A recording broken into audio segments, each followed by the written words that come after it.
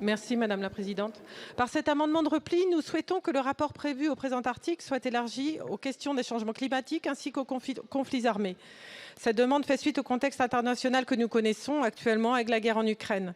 Si les civils vivent sous la menace permanente de la bombe nucléaire, une autre menace tout aussi destructrice pèse sur eux, la destruction de la centrale de Zaporijjia. Le pouvoir russe l'a très bien compris et il nous montre chaque jour qu'il ne suffit pas de disposer de la bombe atomique pour faire peser une menace nucléaire sur un État. Si la destruction de cette centrale advenait, ce seraient des milliers de familles ukrainiennes qui devraient quitter pendant des années leur terre. À ces milliers de familles s'ajouteraient nombre de femmes et d'hommes touchés par des maladies graves dues aux nuages radioactifs. Je vous conseille la lecture du livre de Svetlana Alexievitch, La supplication pour vivre les conséquences d'un accident nucléaire tel que Tchernobyl. Les centrales nucléaires sont des cibles parfaites en cas de conflit armé.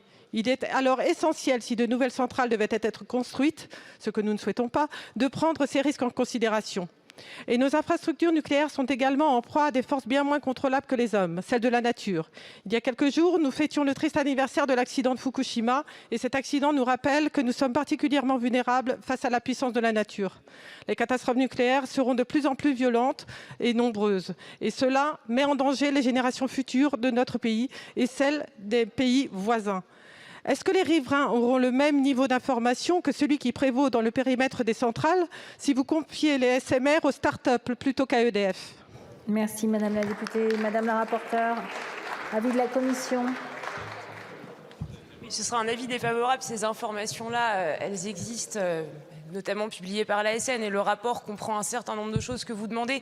Juste vous rappeler qu'il reste environ 30 à 40 amendements sur cet article, et donc on aura passé des heures à débattre d'une demande de rapport. Voilà, je laisse ça à votre...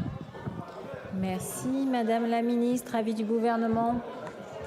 Non, mais on pourra penser que Madame la rapporteure n'est pas fondée à dire qu'une demande de rapport n'est pas forcément l'élément le plus structurant de la loi que nous examinons. Alors, c'est également une demande de retrait car c'est satisfait. Et je vous renvoie de manière générale sur le réchauffement climatique à l'intéressant chapitre du rapport RTE qui fait le point sur nouveaux réacteurs et impact du changement climatique. Donc, vous avez beaucoup d'éléments sur ce sujet-là.